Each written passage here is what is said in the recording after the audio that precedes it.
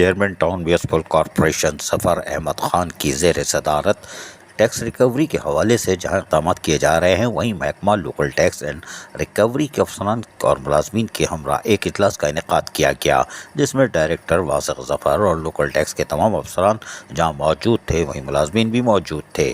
Chairman ظفر احمد خان کو محکمہ local tax کے افسران اور ملازمین نے گزشتہ کارکردگی کی رپورٹ پیش کر دی۔ تاہم اس موقع پر چیئرمین ٹاؤن میونسپل کارپوریشن ظفر احمد خان نے کہا کہ ماڈل کالونی ٹاؤن ایک نومولود ٹاؤن ہے اور ہمیں یہاں پر لوگوں کو بلدیاتی سہولتوں کی فراہمی کو یقینی بنانا ہے۔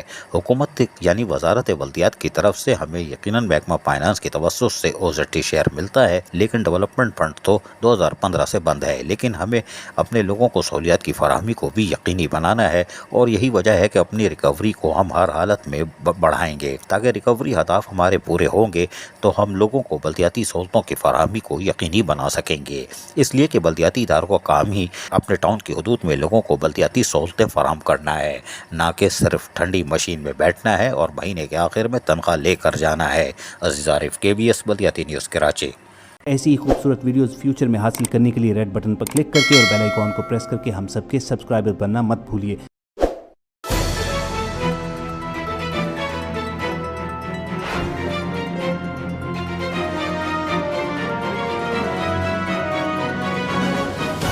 KBS بلدیات news.